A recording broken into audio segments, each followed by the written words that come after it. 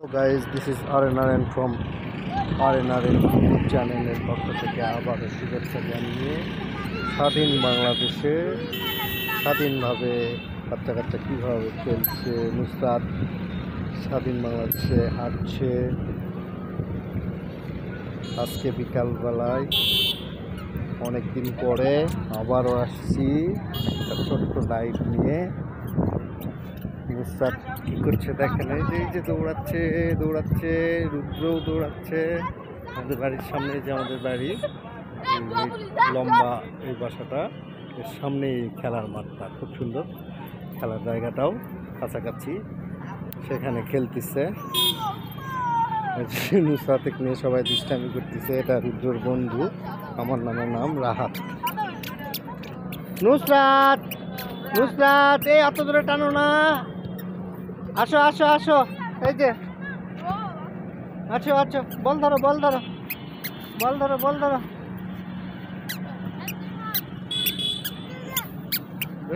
মারো মারো।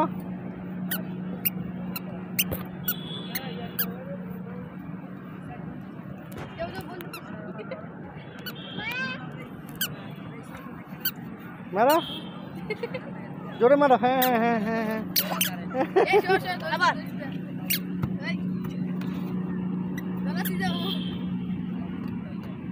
মারো মারো দেখি।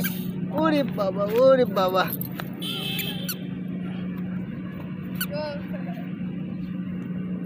স্বাধীন বাংলাদেশে স্বাধীনভাবে খেলতেছে না, এক নতুন স্বাধীন বাংলা।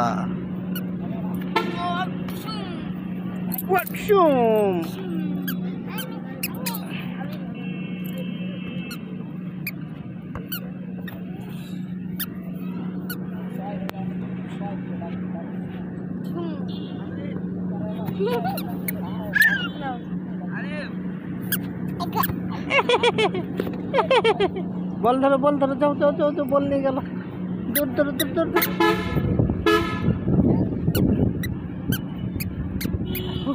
ও মেয়ে মানুষ কিন্তু খালি ছেলেদের খেলা পছন্দ করে। গাইস দেখেন তো, ছেলে মানুষের মতো লাগছে না?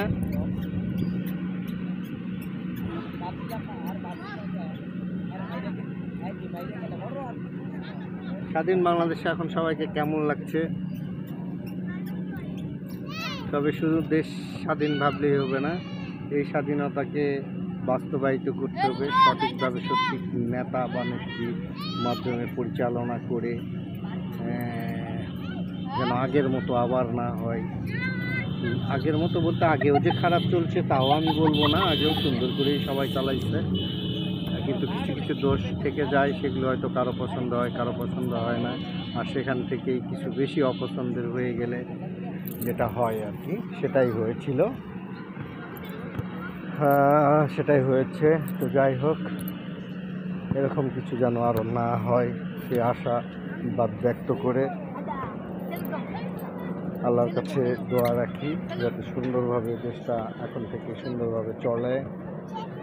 যে পর্যন্ত আগিয়ে নেওয়া হয়েছে এখান থেকে আরও এগিয়ে যাক, এই আশাবাদ ব্যক্ত করে সবাইকে আল্লাহর কাছে দোয়া করার অনুরোধ জানিয়ে লাইভটি এখানে শেষ করছি। পরন্ত বিকালের সামান্য কিছু দৃশ্য উপহার দেওয়ার চেষ্টা করেছি স্বাধীন বাংলাদেশে স্বাধীনভাবে। তোমরাও দেখো। Rudra. Okay guys, this is RNRN from RNRN YouTube চ্যানেলের পক্ষ থেকে সবাইকে আবারও ধন্যবাদ। বাই।